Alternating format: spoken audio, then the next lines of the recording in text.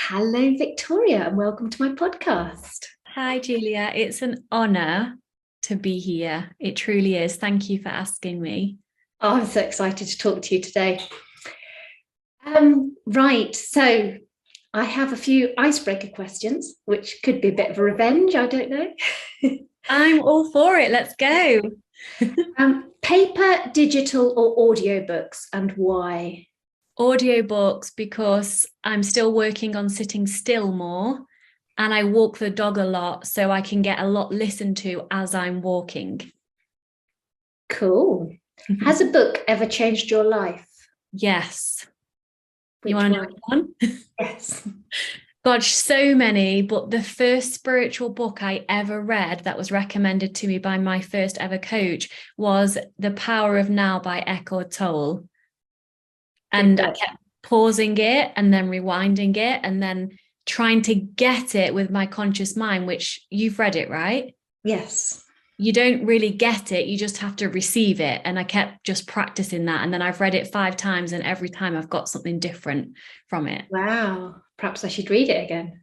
Yes, because you're a different woman now from when you read it last. True. True. Mhm. One party trick you have or would like to have? Oh, a party trick. Probably to dance like really coolly. Like how everyone gathers around and I'm not thinking of break dancing, but to just be able to dance really good. That'd be cool. That would be cool. Yeah. Yeah, that And I would be can't. really good. So currently, anyway. Your favorite sound or smell? My favorite, can I give you both? Yeah, sure. My favorite smell is the smell of a horse's nose, the smell of a horse's muzzle. Okay. Best smell ever. My favorite Random. sound. I think the wind in the trees, Nice. ling the trees. Nice.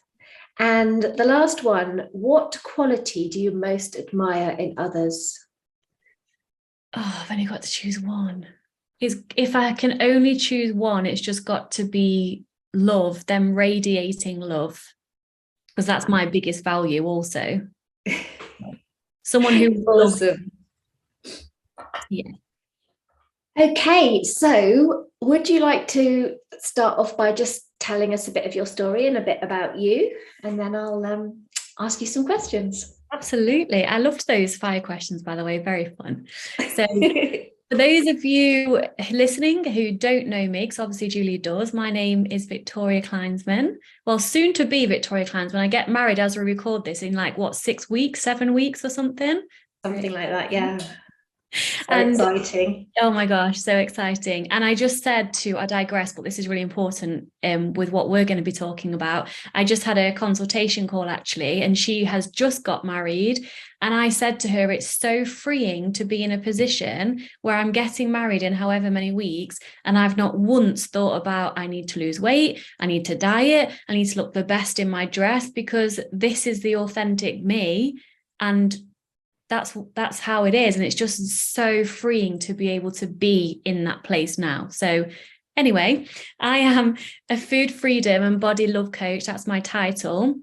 I'm on an absolute mission to bring as many women as possible back home to self-love and intuition eating. And my story, in a very, very small chocolate nutshell, because it's very long and you can ask me, of course, as many questions in depth around parts of my story, is when I was 9, I started dieting. Didn't need to diet. I mean, what does that even mean? But there was no external kind of pressure telling me, or any authoritative figure telling me I needed to. It was just something my mum did, and I wanted to be like my mum. So she allowed me to do it with Weight Watchers points. However, she didn't give me the points, the point number to lose weight. She gave me a number that she assumed would just maintain my weight, just so we could do something together. Now, she should have known me by then. This was when I was 9. I was a perfectionist and I was an overachiever. So, of course, I was going to go under the number she gave me. And that's just how it started. So then I would lose weight. Even at 9, I didn't really have anything to lose. But then, because diets don't work, my mum would binge every weekend and I would copy her with that. So I literally learned from learned behavior from a young age to like restrict and then binge. And that lasted up until I was diagnosed with anorexia, which was around 13. It was so weird. I watched this movie that's called The Perfect Body. Now, I've rewatched it a couple of weeks ago because I was so interested to see how I perceived it now. It's a really old movie, and it was about a gymnast, and I was a gymnast too, that had an eating disorder, anorexia with bulimia. And obviously, you can imagine the way the story went was really not good, and she practically ended up dying, and then it ended her trying to recover. But for some, can I swear on this podcast? Of course you can. But for some fucked up reason, after that movie, I just wanted to restrict. And I can't tell you why, because it was a really sad story, but it was like something within me connected to her because she was a gymnast. I guess reflecting back through therapy and all of that, she got a lot of attention because she was sick. Mm-hmm. And so I think without knowing consciously, I think I was just craving the care. And not that I had a bad childhood, this is the thing that I didn't understand, but I was just craving the care, the attention, and being really good at something. So it was just like a switch had gone off in my head, and I just stopped eating. I could only do that for so long because my mum kind of knew what was going on. There's only so many jumpers you can wear for school without them realizing, like, have you got like 4 jumpers on? And oh my God, where have you gone? You just like bone. Recovered. Well, I say recovered. I physically was weight restored from anorexia within about 4 years after treatment therapy, which didn't really help. It made me eat, but it was more so my mum threatening me and blackmailing me to sell my horse. But thank God I had a love for horses, because nothing else would have made me eat. So I had to eat. And then when I was about 19, well, it was when I was 19, I met a man who was at that time 34 and was in a relationship with him. And that turned very abusive quite quickly. Looking back, I thought that I developed low self-worth because of abusive relationship, but clearly I had low self-worth to even allow myself to get into a relationship like that. And in that relationship, I actually developed binge eating disorder and gained so like what, 4 stone, like in a matter of months, because I didn't see my friends anymore. I didn't see my family. All I did was eat. And as you know, Julia, from all the past restriction, as soon as I kind of surrender to the extreme hunger, I just ate and ate and ate and ate. But it wasn't just listening to my body. It was also emotional eating linked with the binge eating that I'd learned from my mom. There was no reason to try and restrict anymore because I hated my life, hated myself, hated him. What was the point? So I just ate. He loved that because he loved me being less attractive, in quotes, to other people. And I was in that relationship for 6 years. I left that relationship when I was 24. And then I found the gym just for something to do. I was so fucked up mentally and emotionally. I didn't really know what I was doing. I just did something, and people go to the gym and that's what you do. So I started there with no intention of like losing weight, actually, just to try and get my head right. And then just through care and love and proper home cooked meals from my mom, going to the gym, I lost weight really quickly, and then was getting all this praise, external validation, like, wow, you're a machine, look at your 6-pack. And then that just filled the hole, the big gaping hole that was within me. It filled it temporarily, but I needed more of it to feel whole. So I would start to physically restrict. And then the binge eating came back, but I was so scared of losing my physique. I would then purge through laxatives, over-exercise, both. And that lasted until I was 30. And it wasn't until I went to Egypt on holiday and met Wouter, now my now fiance, soon to be husband, when I moved here to the Netherlands, couldn't hide it anymore.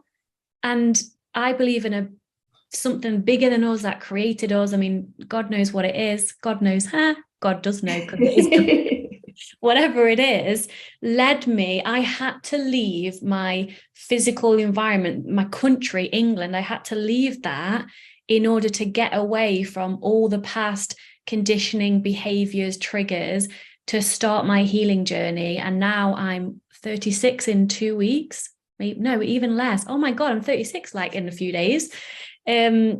seems like a lifetime ago that I started my healing journey. And now I genuinely love and value myself, and I'm completely free around food. I'm completely free in my body. And I want this for everyone, which is why I'm a coach.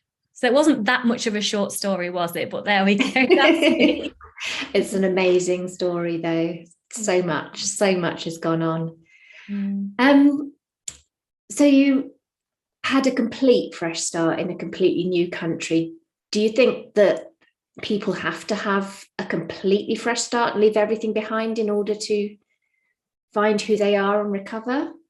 It's helpful. And I have not had another experience of not leaving my physical environment, because environments, it's a really big deal. You can absolutely recover in your usual environment, absolutely, because anything's possible. But for me, I needed to be just completely out of my comfort zone in all aspects for change to happen. And I remember having my first and last ever panic attack over here in the Netherlands. And I remember sitting on the floor and just thinking, you've heard this before, but I'll say it because it was true. I was scared of my own thoughts. So I literally sat there. I remember exactly what I was wearing, where it was, what time it was, everything, the weather, what the weather was. And I remember thinking, I'm so scared of my own thoughts. I think I need to like go somewhere, like into a psychiatric hospital or something, because I can't be with me anymore. Like the constant thoughts of exhaustion every day, like how much I hated myself, how much I needed to lose weight, how much of a failure I was. And I just collapsed and was like, do you know what? I cannot do this anymore. And at that point that was the best and the worst and best moment of my life, because at that point, because I'm such a fighter, and this isn't a good thing to get to this point, that enabled me to choose something differently, because I couldn't fight anymore. I was done. I was literally white flag, surrender. And that allowed me to then use all of my characteristics, determination, discipline, that energy of like whatever it takes to get something that I want. I channeled all of that into recovery. And I was like, do you know what? I'm so scared of weight gain, but bring it the fuck on, because I'm so fucking done. I don't know how, where, what, when, but I cannot do this anymore. And that changed my life, that moment. And then of course the work has to happen. It's not just plain sailing from that point on, but something, again, it was like something clicked when I chose to just not eat with the anorexia, but then something clicked where I was like, do you know what? I something needs to change, and I'm just going to get better, and whatever it takes, I'm just going to do it. It's like your story, really. Yeah. Something was just right. I'm just going to channel everything into recovery because there's nothing else left anymore. Yeah. You get to the point where there is, for me, it was do or die. There was no other option. No, but people don't have to get that way, right? I mean, no, they don't have to reach. We did, because that's our story. But please, whoever's don't wait to get that way, to get that to that point, because it could be in another 10 years time, and that's 10 years of your life. I won't say wasted, because I do believe everything happens for a reason, but don't allow it to get to that stage. Yeah, limited rather than wasted. Yes, great word. So through my journey with you, I think the biggest thing that impacted me was love. So can you explain really what's love got to do with it? Oh, that's a song, right? What has love got to do with it? Wow. Well, I believe each and every one of us is just pure love. That's our natural state.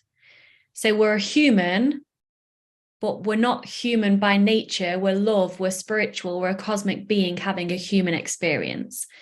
I will rein myself back in away from the spirituality talk, but in all essence, we're love. So every action that humans take, it's either an expression of love or a cry for love. That's what I believe. And so love heals all, right? And so if you love someone enough to not allow them to stay in their shit and their bullshit excuses and their fear, because love can come in different forms, right? I didn't really have to get tough love with you very much. I had to bring the gun analogy out a few times in the beginning, and everyone is different. Some people need more tough love, like, and that's just the wisdom of coaching and the experience you get. People need it differently, but love heals all. So it's not something I really think about, or it's not something I purposely make an effort to do. This is my superpower, to love you so unconditionally and so fiercely that you cannot help but feel that love and then start to love yourself. Like, it's like if we were like cartoons in a superhero movie, I would literally be a ball of love, just like like just loving everybody. And they can't help but then feel that, right? And then the power of love. I mean, what is love? Kindness, gratitude, warmth, comfort, safety. I'm lost for words now. So Everything. just picking up on, you mentioned self-love there, where I felt your love so much that I then couldn't help but start to love myself, which wasn't something that I had ever done before. And I'd always believed that you should never love yourself, that loving yourself was arrogant and up yourself and just a really undesirable quality. So can you go into that a bit more as to the difference between self-love and arrogance? Yeah, right. There's something that came to mind when you and that was at school. I can't remember exactly what age it would have been, but I used to hear these comments like, oh, she just loves herself, like as if it's like a really bad thing. And yes, there is a difference between arrogance and egotistic, a way of being, and like, I'm better than you. That isn't self-love, that's just arrogance. And even narcissist, all narcissism is, I've not butchered any words yet, Julia. I can't. Yeah, it's coming. It's coming. It'll be here soon. I've just like created a self-fulfilling prophecy now. But all narcissism is extremely low self-esteem and self-worth, because again, every act or every behavior is a cry for love or an act of love. And so narcissism, because my ex, the abusive one, was a narcissist, I don't like to label people, but all his characteristics it showed that it was, and I knew him. And at the core, he was just a very sad, broken, scared man. And so it's just a lack of self-worth and self-esteem.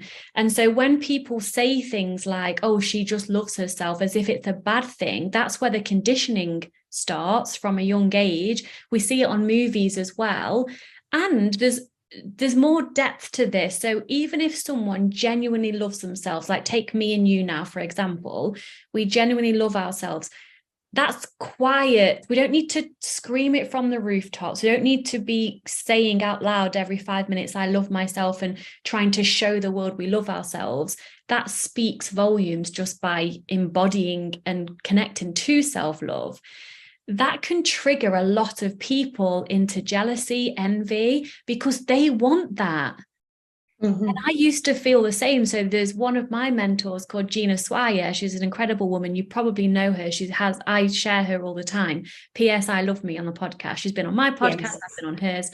She used to trigger the shit out of me at the start of my journey because I was annoyed by her. And then it's only since, like, obviously going through her program and being coached by her and reflecting on myself, it was because I wanted what she had. And how dare she go out into the world and be confident? How dare she show her body and accept that? And so I wanted what she had so desperately.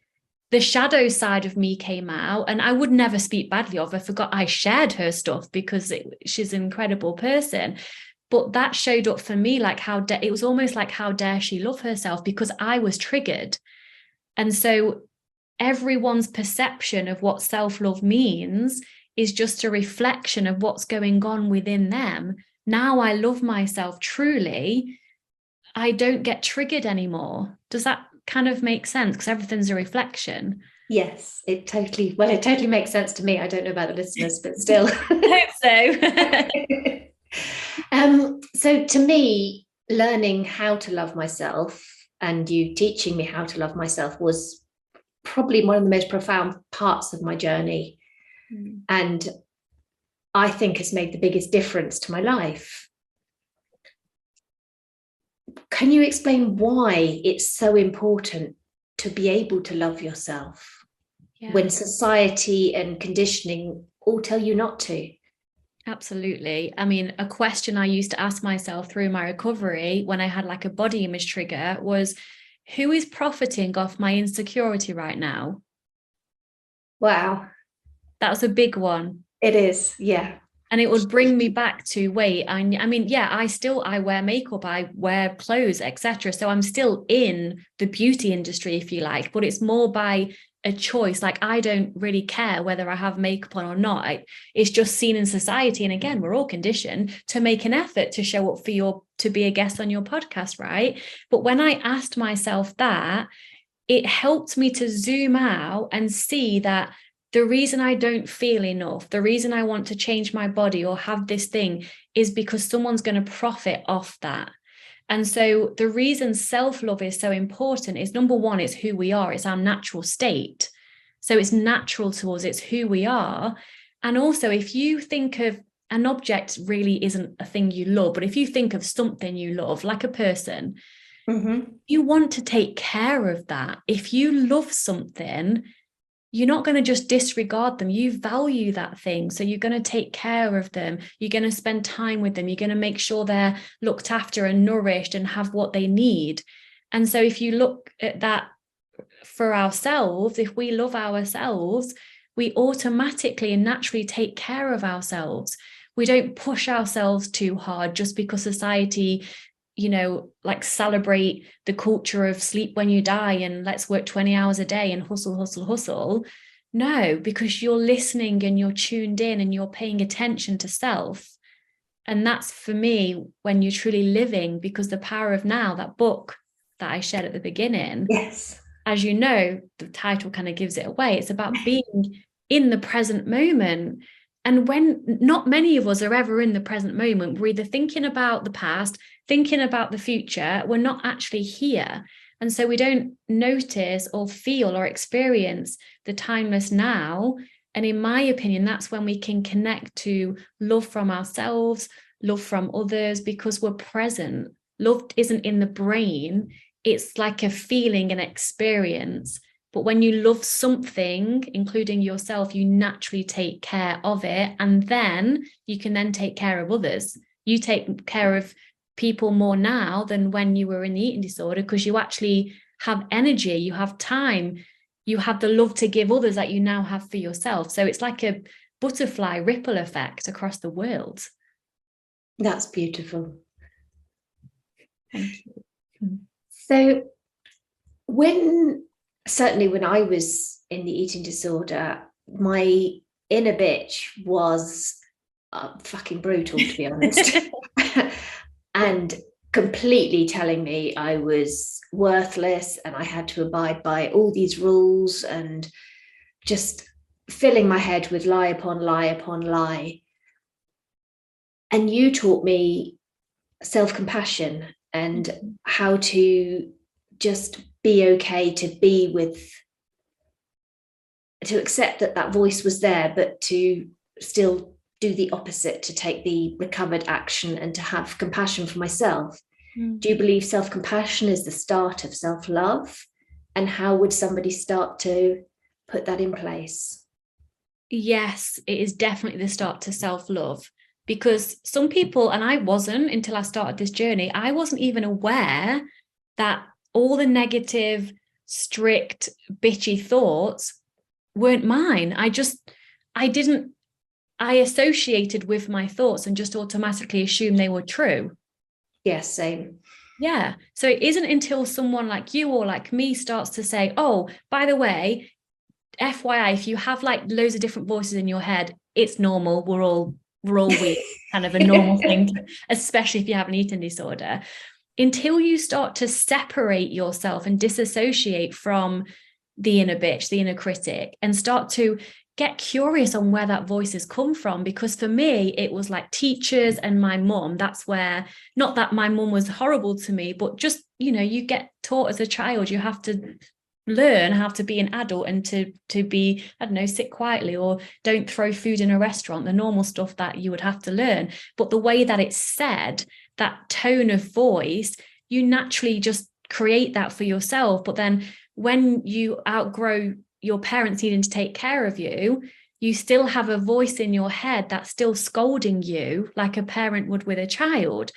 So the first step is always just to be aware, okay, I do have a voice actually that's always criticizing me. Wait, that's not me. Okay. So already you've like created a separation from it, which is really powerful, because instead of being the thought or thinking you're the thought or being consumed by it, you realize that, okay, I am not the thought. I am the thinker of my thoughts, and my thoughts aren't true.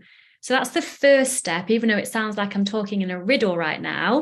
The first step is awareness in simplicity.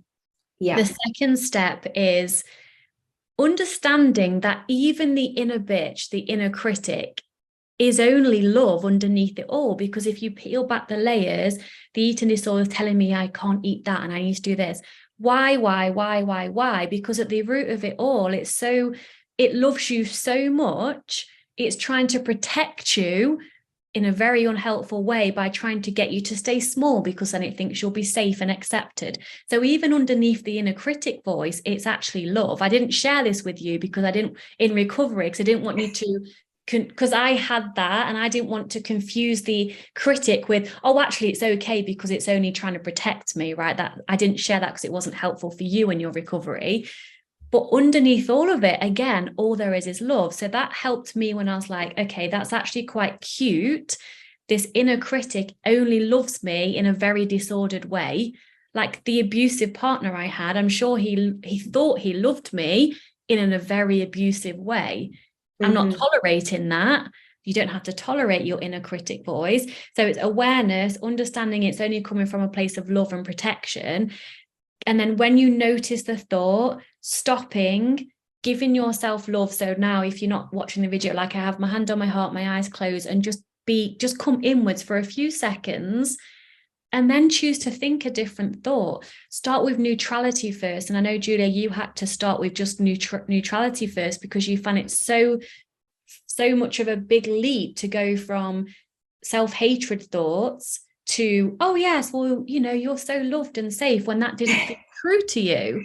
No, yeah, it was unachievable to begin with, for sure. Yeah, so you just start with neutrality, or even just questioning it, right? So an eating disorder thought that I used to have all the time is, you can't eat that, you'll gain weight. And then so I would be like, okay, I'm the thinker of my thoughts, I'm not my thoughts.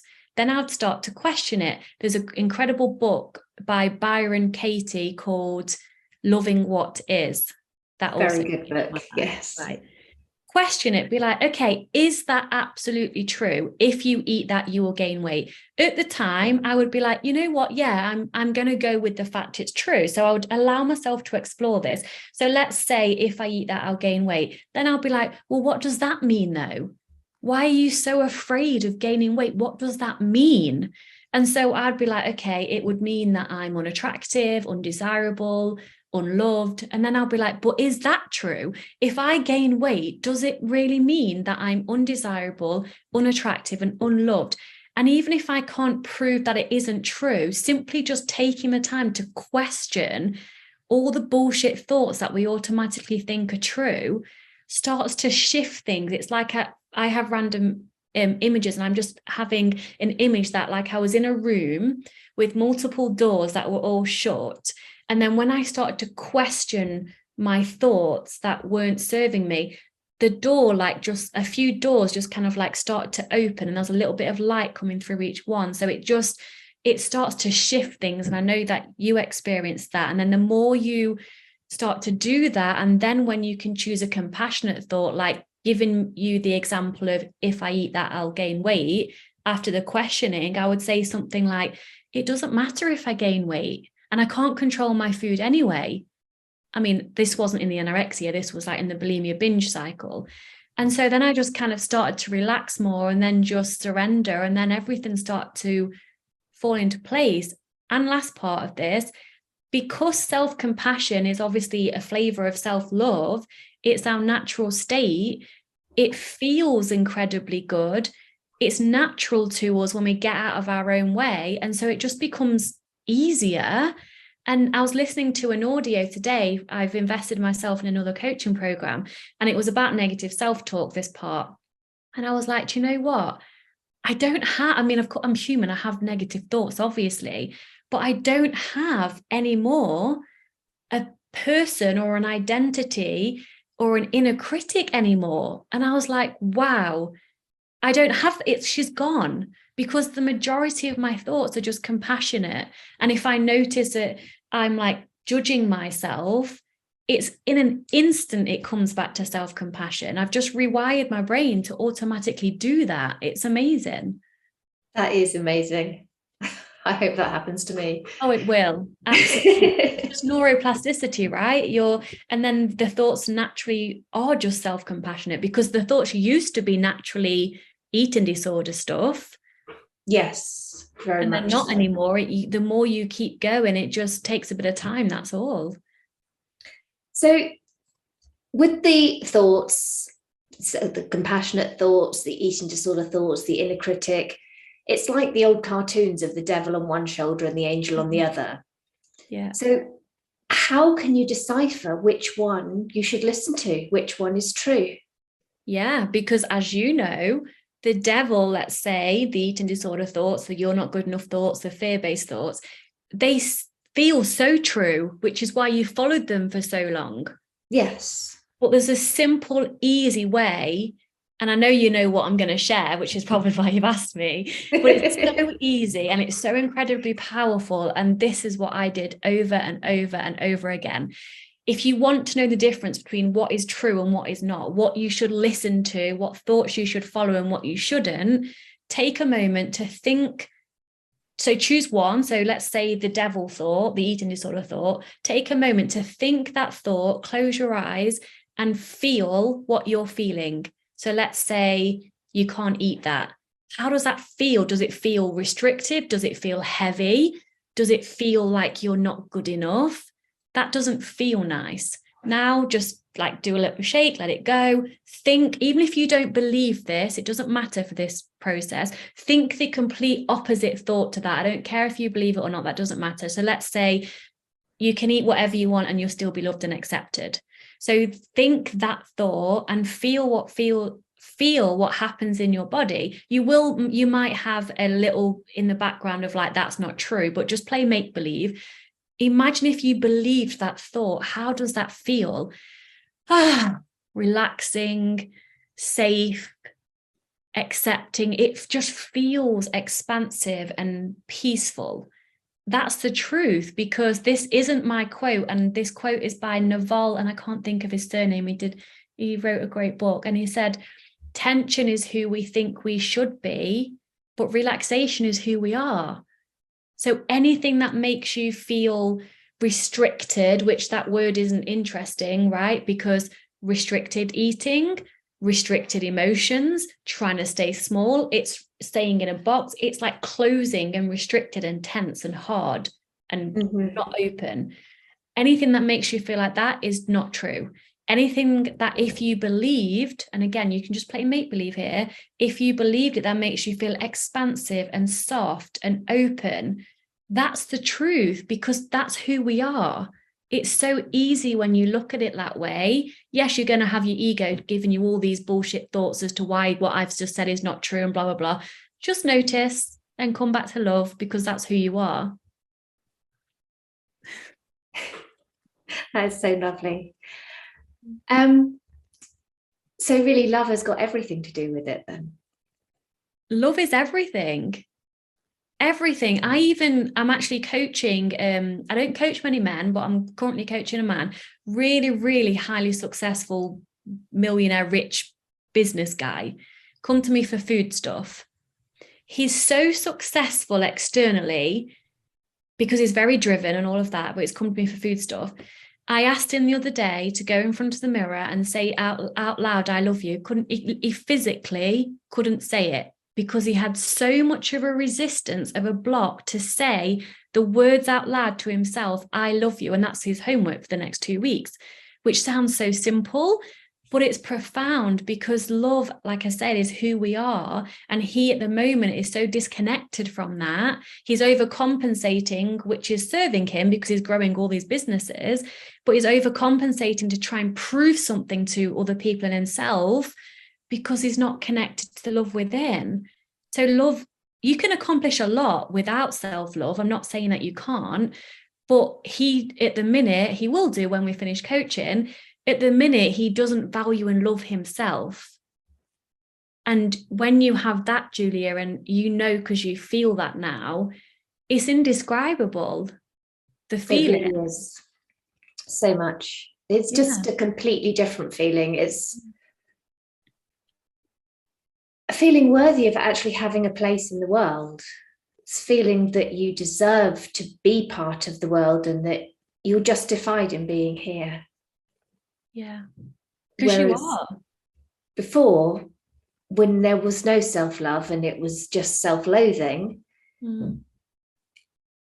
it was almost like everything I did was trying to establish the right to a place, to try and follow all these rules and be as perfect as I could possibly try to be, to earn a place, to establish a place that in reality, we all are deserving of a place in the world and we're all worthy of it. Absolutely. I mean, even if no one, whoever's listening to this, if you don't have spiritual beliefs, even if you don't have spiritual beliefs, you weren't a mistake. I mean, people could put that into a joke and say your mum and dad didn't plan you, but life is not a mistake. Life is not a mistake. And so if you are alive, you are innately 100% worthy and deserving of love, because that's what life is, in my opinion.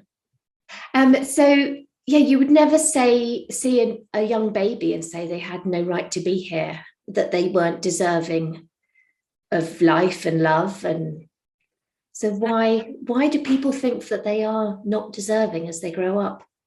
Because conditioning happens, trauma happens, generational trauma happens. We get passed down what our parents got passed down, what their parents got passed down, but you're a cycle breaker.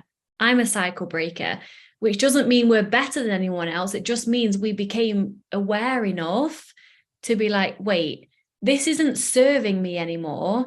And so therefore I'm going to change who I am at an unconscious and conscious level. And therefore you were a different person. I am not the same woman as I was 5 years ago in any way. Like, my values have completely changed.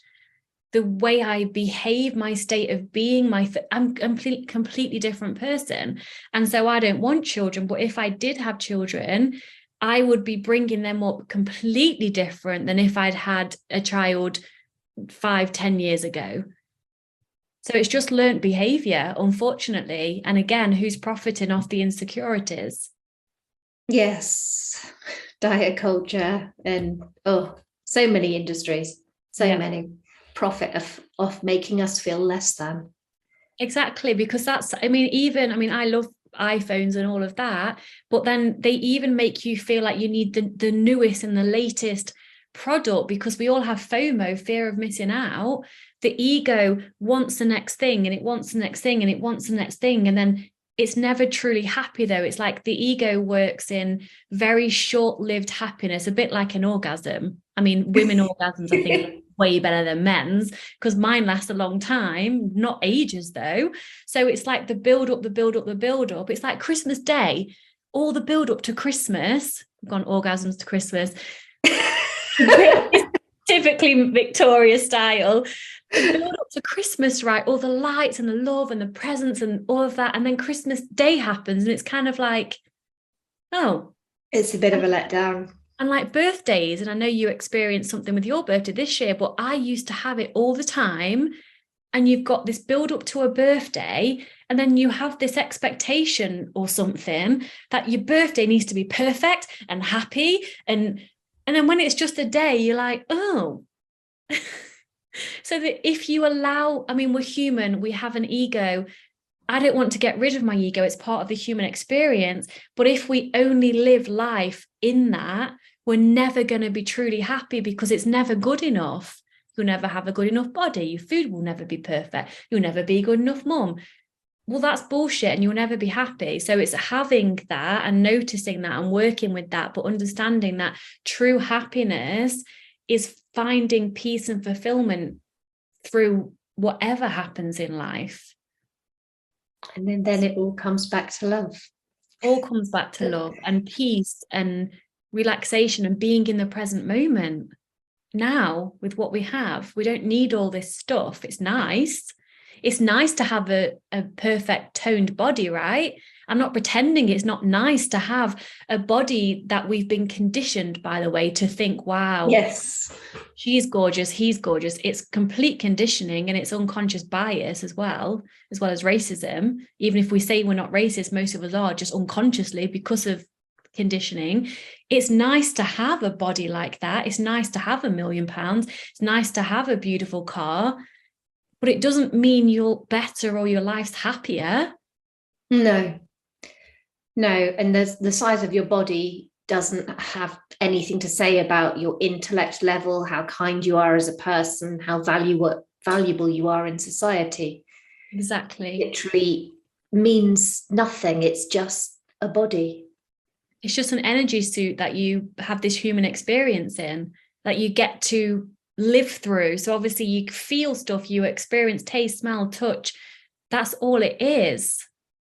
That's it. I mean, even with sexual desire, it's not about the way the person physically looks. It's the energy and the vibe that, I mean, yeah, people can like a certain type, like tall, small, whatever, but it's the energy and the essence of the person, not the body.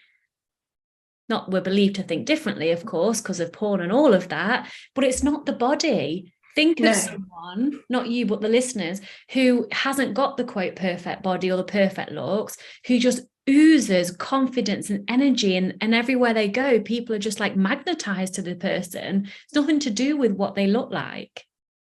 So going on with that, which actually leads nicely into what I was thinking of saying anyway, when you do truly love yourself and you do things that are loving to yourself and things to make yourself happy, that has a huge effect on everyone around you. Why is that?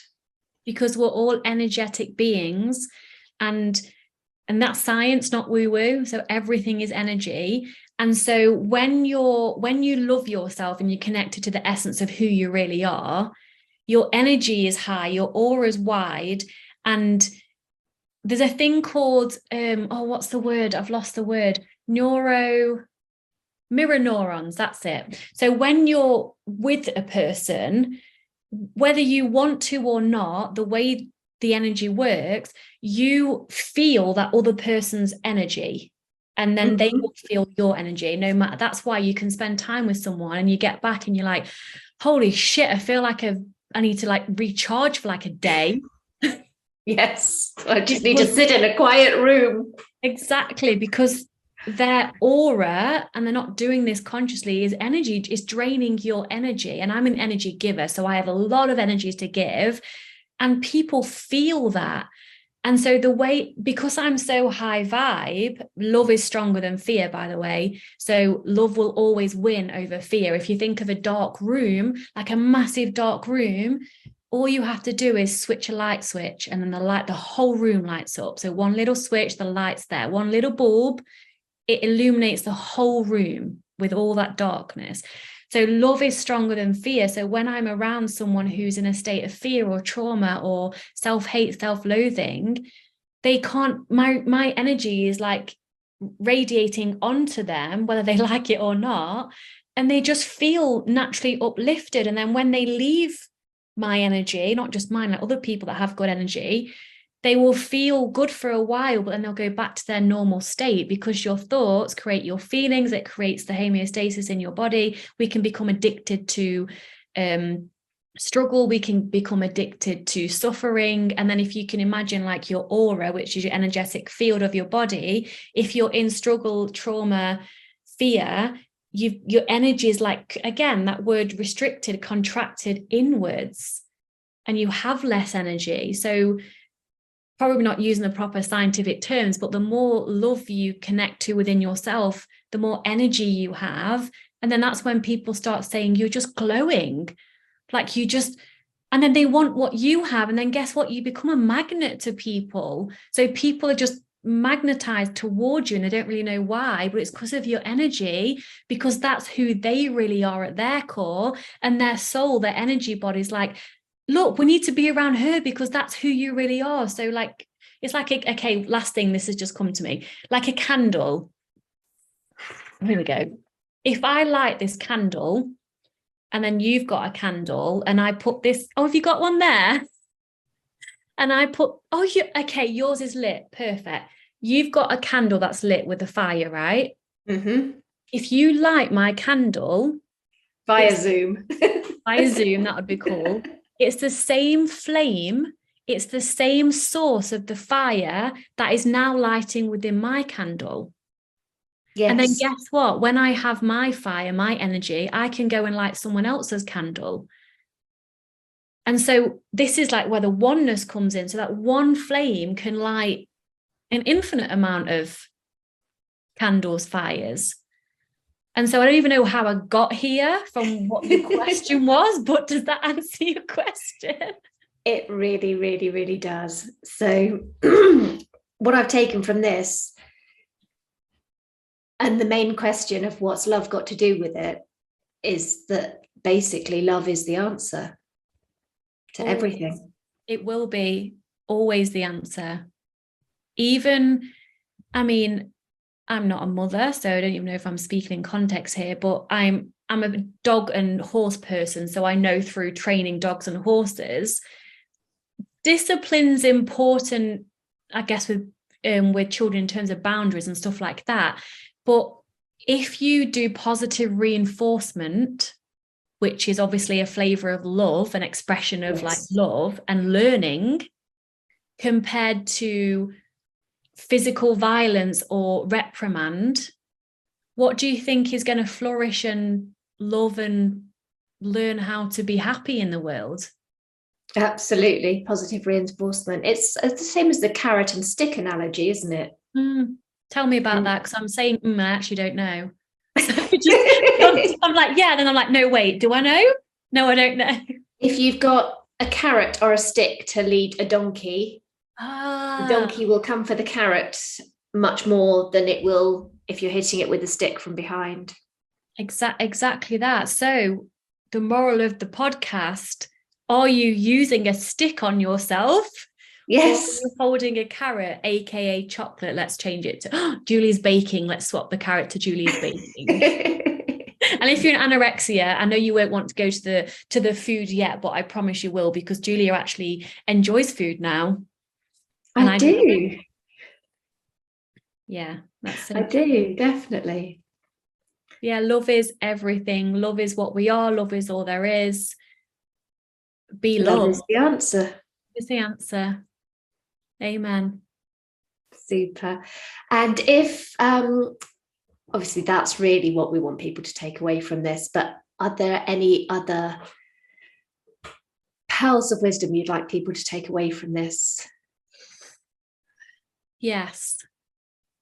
Keeping on topic with love, if you think you're lacking love for yourself, so self-love, just think and feel, underline the word feel in my speaking, think about someone you love and just feel now with me, feel the love you have for that person. Right? You feeling it? Okay. Now you open your eyes. You are the source of that love. So you are the source of what you say you seek. So you think you have lack of self-love. I don't know how to love myself. Well, you're the source of the love that you give for others. So the game becomes giving yourself the love that you are, but here's the key, receiving love from yourself. This is a big one, being able to open yourself up, like metaphorically, emotionally, to receive the love that you can give yourself. And then it creates, like I'm seeing, like a kind of circle feedback loop of like love, love, love. That's the key. And if you want to know how to do that, work with me, work with Julia. There's so many other incredible coaches as well. You just need to resonate with somebody. And your intuition, your heart will tell you anyway. Your heart will guide you to what is right for you. The fear is going to be there. It's always going to be there. Just instead of it being in the driver's seat, first of all, put it in the passenger seat, then in the back, and then it stays in the boot. Mine's permanently in the boot. It's there in the background sometimes, but yeah, just turn the music up and you can't hear it. I get told off for that when the car makes a funny noise. I'm like, I just turn the music up, you can't hear it. My husband's like, that's not the point. That's one way to deal with it, I guess. So love drowns out the fear then. Absolutely. And your poem that you wrote, if no one has seen Julia's poem on a website, go and read it, because it's a tearjerker, that's for sure. And it's about love. So go and read it. And if people would like to work with you, how can they get hold of you? They can find me. My website is the best place to go, because then all my social media links are from there as well. So I'm on YouTube, TikTok. I don't really do much with that. Instagram, Facebook, and it's victoriakleinsman.com. And you can find everything on there. There's a free taste test. So you get access to, I believe it's the first 3 to 5 modules of my paid program. And honestly, there's a shit ton of value for free. If you're serious about starting your journey, go and sign up for that completely for free and go through the stuff that I'm sharing in the modules, and you'll get, you can start there. And then there's my free group that's linked in there as well. And you can DM me and ask me anything, anytime. Awesome. Thank you so much for coming on. It's been great talking to you and talking about love. I love you. I love you too. Receiving your love and giving you some of mine back to you. Thanks, Julia. Thank you. And thank you everyone for listening. So grateful to you for being here. Okay.